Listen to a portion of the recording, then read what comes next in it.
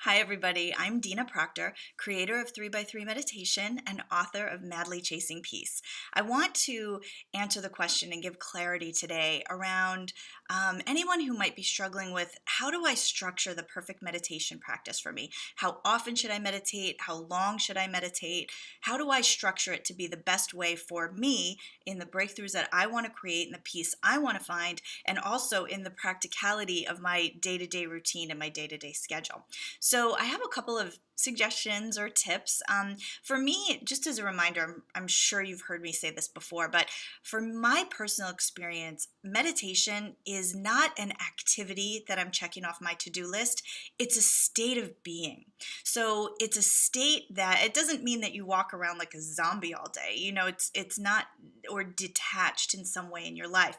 It's a place inside that you cultivate where you feel that depth of peace and that sense of being guided by something greater than yourself in your practical everyday life. You kind of start to notice the synchronicities. When you walk into a store, you see exactly what you were going to buy just right on that shelf right in front of you, or you interact with the right perfect person for the thing that you're looking to create or find. So it's a series of noticing. It's a series of events happening in your outside world which mirrors that inner place that you have inside of yourself. And that's what I call that state of meditation. It's being in that place of inner guidance, knowing that intuition that you're getting is guiding you to the exact right thing, even though you may not have a mental reason or logical reason for doing the things that you're doing. So to cultivate that state of being, that's the activity of meditation, because these little activities that we have, these 3 minutes 3 times a day or 20 minutes twice a day, or whatever the routine is that works for you, the whole point of doing that is it's kind of like when an athlete is practicing and then having the game on the field, right? So they have these practice sessions, these gym sessions, these scrimmages, so that they can hone their muscles and kind of cultivate their reaction skills and practice the techniques so that when they're in the playing field, the stuff happens just automatically and naturally because they're so well versed in it. And that's what these little meditation breaks do. It's like training you so that in your real life, you have that centeredness to come at the activities that you're involved in the routine of your day or the craziness of your schedule, right? So to kind of answer the question of what is the best meditation practice for me, I always encourage people that if you haven't meditated in a while or you're starting something new, don't take on too much because it can always grow and you don't want to burn yourself out. It's kind of like going to the party and leaving while it's still fun. You have a good memory of it and you're able to, it makes you want to come back and do it again. So if you're feeling good in meditation for 3 minutes at a time and that feels kind of you've gotten where you want to get, then 3 minutes is absolutely enough. If it feels like it takes you a little bit longer to settle into it and you like having not the pressure of a short amount of time, but you like having 15 minutes or 20 minutes or even an hour or a little bit longer to be able to kind of tap into that state, absolutely great. But the way that I can tell that I'm at that place of, I've meditated long enough is I've sunk into that place inside of myself and sustained it. And it doesn't have to be for a long period of time, just, a minute or two of feeling like I'm fully immersed in that state inside, that state of expansiveness and that state of peace and that state of being connected and knowing that I'm plugged into my inner source of power, peace, and wisdom. So when you're able to access that and get into that state, which I have other videos on how to start a meditation practice and stuff, but when you can tell that you're in that state, you've actually meditated enough because you've interrupted and kind of shifted your thought programs. Your brain has shifted. I'm sure it would be measurable on a brain scan that your thought patterns are different. You are coming from and acting in a different way. So once that is achieved, it's okay for you to step out of that meditation. So if you're able to connect to that in 30 seconds or in a minute or in 3 minutes or 5 minutes or 7 minutes, awesome. If it takes you a little bit longer to do that, then stay with that as well. And I always encourage people, the length of the meditation to me is not as important as the frequency.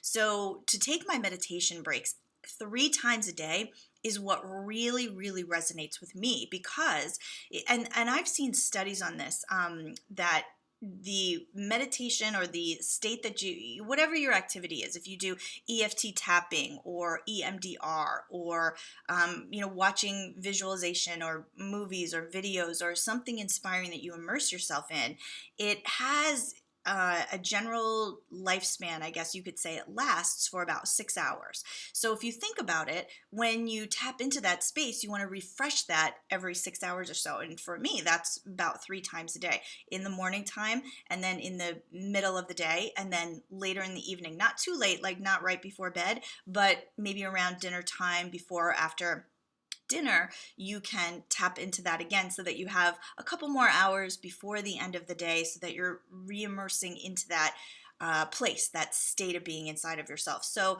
the frequency to me is more important than the duration. So if you can do a short amount of time, but you want to do that once, you could do 1 minute every hour or 3 deep breaths every hour. Extremely powerful, and can be more powerful than, say, 20 minutes once a day, because if that 20 minutes lasts you, say, 6 hours, then the rest of the day, you're kind of hit or miss, or you're off it a little bit. If you can tap into that several times a day, I have found, for me personally, that really accelerates the change that I'm looking to cultivate, not only in my inner life, but reflected in my outer life as well. So just remember that even 3 deep focused breaths is more powerful than sitting for a full hour with your mind wandering the whole time. You've got to remember that the point of this is the purity and the exclusivity of your focus. And you'd be surprised how rare it is for us to be able to be fully focused and immersed in something. You can tell that you're doing it correctly if it takes you a second to remember what you were doing before you sat down to meditate.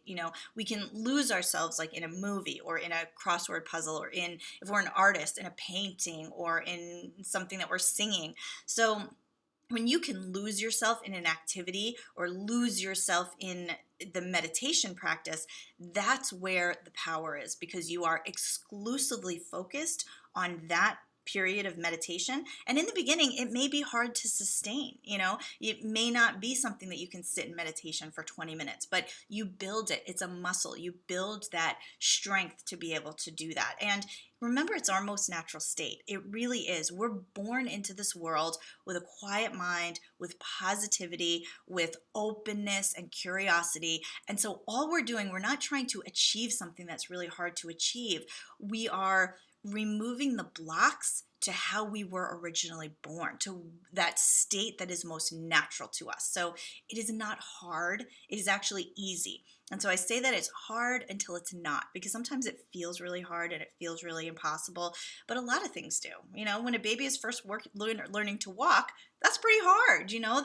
They're not used to it. They don't know how to find that balance on their legs yet. So it's hard until it's not, because pretty soon that little toddler is running, so it's hard until it's not. So let that be okay. Let it feel like, all right, I'm getting this. I'm giving myself space to learn this. I'm curious about this, not making yourself wrong that you didn't get it yet, So, and remember too, that when you're connecting with your inner guidance will show you the best posture for you and the duration of time that is best for you to be able to meditate.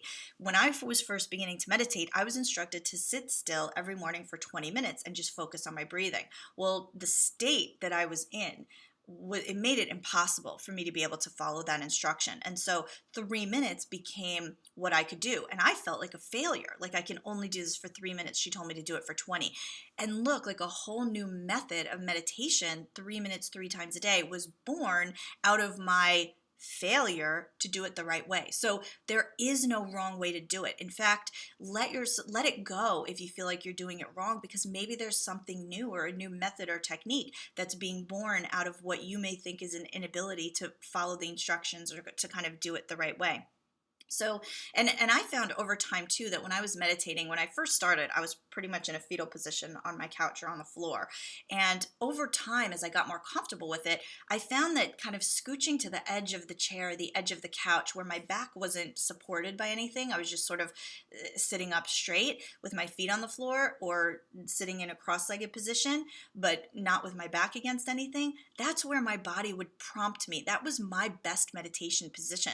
But I didn't learn that from a book, and nobody told me how to sit when I meditated. That was just where my body felt like was the best place over a period of weeks as I was kind of getting into a meditation practice. So there's no right or wrong way to sit in meditation either. You know, you can be laying down, you can be with your arms open laying down on the floor, you can be sitting up, you can be, there's so many different positions. There's no right or wrong way, but over time you'll notice that that inner guidance guides you to a position or a posture that is most conducive for you being able to access that inner source of power, peace, and wisdom.